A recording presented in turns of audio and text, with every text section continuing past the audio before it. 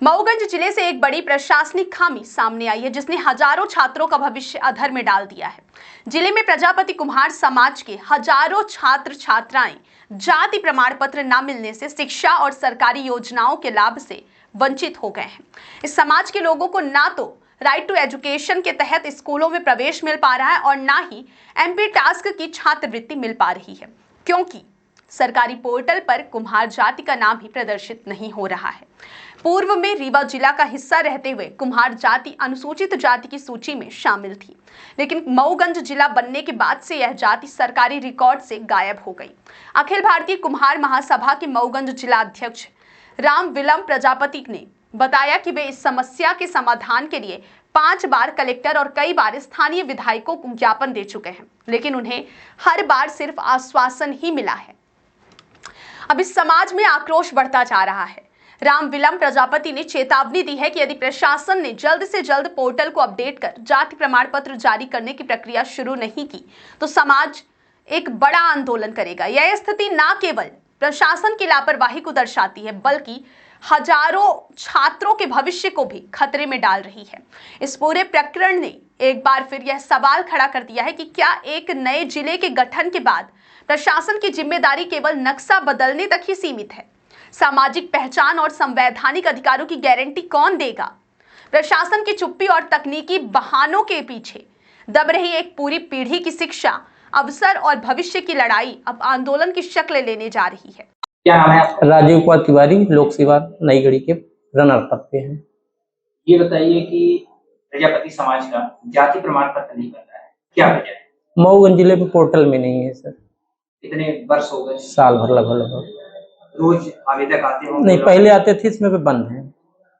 सबको जानकारी हो गया कि पोर्टल में है ही नहीं प्रजापति। रोज हितग्राही लौट रहे हैं। जी। आप लोगों ने इसकी कभी कोई शिकायत? शिकायत ऊपर तक दिए हैं, कोई कार्रवाई नहीं? कोई कार्रवाई नहीं हुई। सर, आपके नई गढ़ी विकास खंड अंतर्गत कार्यालय टाइम पर स्कूलों में ताला लगा रहता है, जिसकी जानकारी भी आपको दी गई थी। सर, उस पर क्या कार्रवाई हुई? भीड़ संकुल का मामला था। नहीं, इसके लिए देखिए ताला लटका है, उसके लिए भी हर संकुल जिम्मेदार है, उनको भी नोटिस मतलब जानकारी दे दी गई है। वो सभी कर्मचारी जो है या संकुल प्राचार्य भी है, जन शिक्षा केंद्र है, बीएससी और सीएससी, हमारी ये अवलोकन टीम और निरीक्षण टीम है और जिम्मेदार यानी संस्था है जिसकी जिम्मेदारी हमारी संकुल प्राचार्य की, जन शिक्षा केंद्र प्रभारी, बीएससी सीएससी, अब ये सभी निरीक्षण में।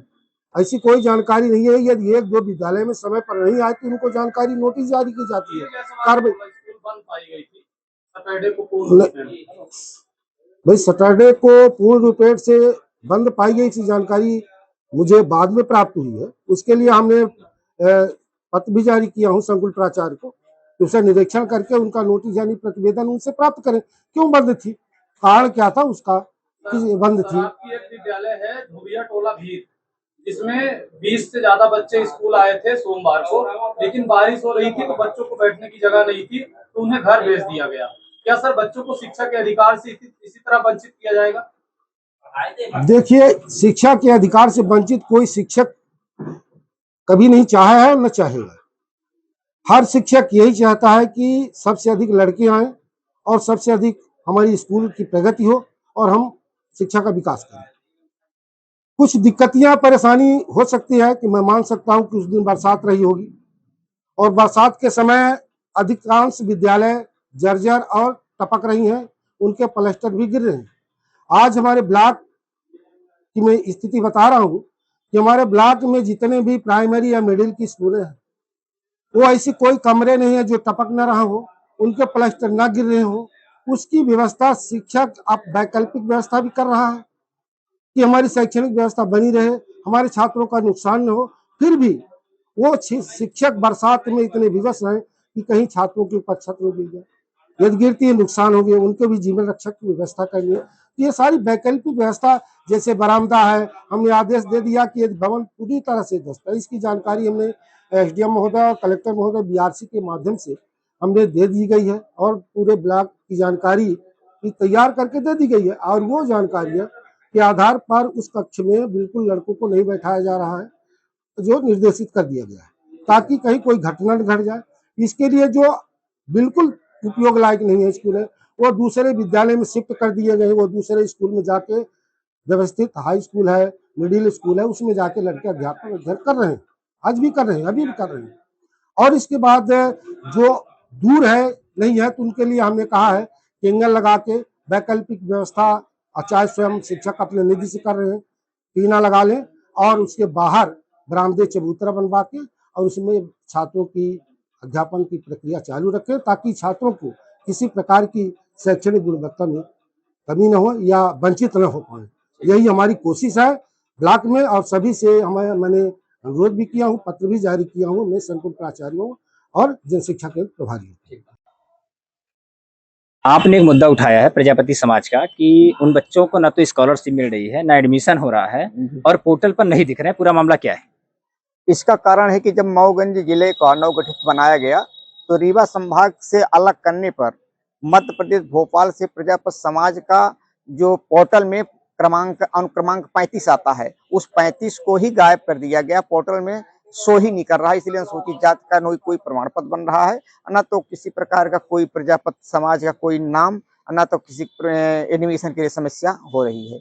समस्या जो हो रही है उसमें लिए कलेक्टर महोदय जी ने भी प्रयास करके मऊगंज के द्वारा ये कहा गया है कि किसी भी प्रजापति समाज के बच्चों का एडमिशन से वंचित न किया जाए जब तक जाति प्रमाण पत्र नहीं बनता है। तो क्या बच्चों का एडमिशन हो रहा है? बच्चों का एडमिशन हो रहा है, लेकिन खींचतान मची हुई है। वहाँ के प्रिंसिपल और वहाँ के प्राचार्य ने रोज प्रतिदिन बच्चों पर अंकुश लगाए हुए हैं कि तत्काल प्रमाण पत्र बनवा के लाओ, उन्हें मैं विद्यालय से वंचित कर देंगे। और स्कॉलरशिप मिल रही है क्या बच्चों को? स्कॉलर भी कहाँ मिलेगी जब नाम ही शो नहीं कर रहा है अनुसूचित जाति, तो स्कॉलरशिप कैसे मिलेगी? आपने इसकी शिकायत कहाँ कहा? हमने कलेक्टर महोदय किया, मुख्यमंत्री महोदय जी को हुआ, क्षेत्रीय विधायक महोदय जी को किया और हम लोगों ने ज्ञापन भी दिया इसके लिए, और शासन मिलने पर आज तक कार्यवाही नहीं हुई है।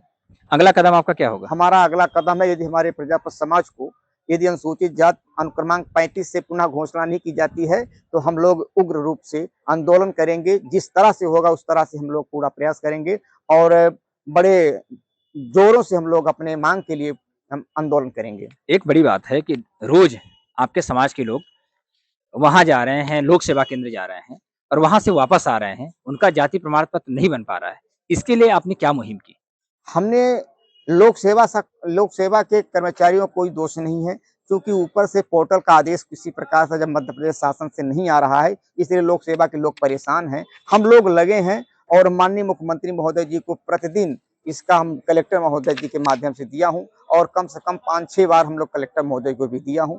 और इसके लिए अपने क्षेत्र के विधायक माननीय प्रदीप पटेल जी और आदरणीय पूर्व विधानसभा अध्यक्ष माननीय गिरीश गौतम द्वारा इसका विधानसभा क्वेश्चन भी लगाए हुए हैं कि इसका जरूर जुड़ना चाहिए, लेकिन अभी तक इसका डेट नहीं आ पाई है किस दिन में विधानसभा क्वेश्चन होगा।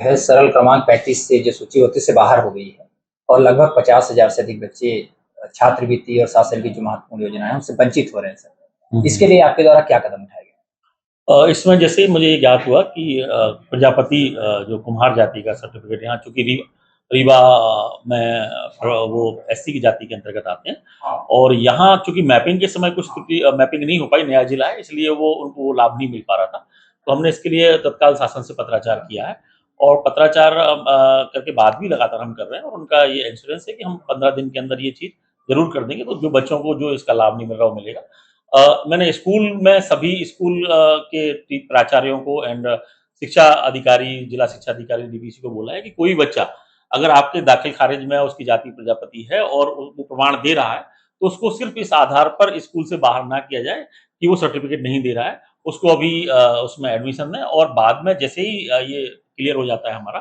तो हम उस फिर सर्टिफिकेट की हम अभियान के रूप में चला करके उस जाति के प्रमाण पत्र हम दिलाएंगे। सर एमपी टास्क होता है जिसमें छात्रवृत्ति मिलती है बच्चों को, इसमें बच्चे मैप नहीं हो पा रहे हैं। नहीं, मैप हो जाएंगे तो उन्हें जो पुराना वाला भी है वो भी उन्हें लाभ मिलेगा, कहीं से कहीं तक कोई दिक्कत नहीं आएगी।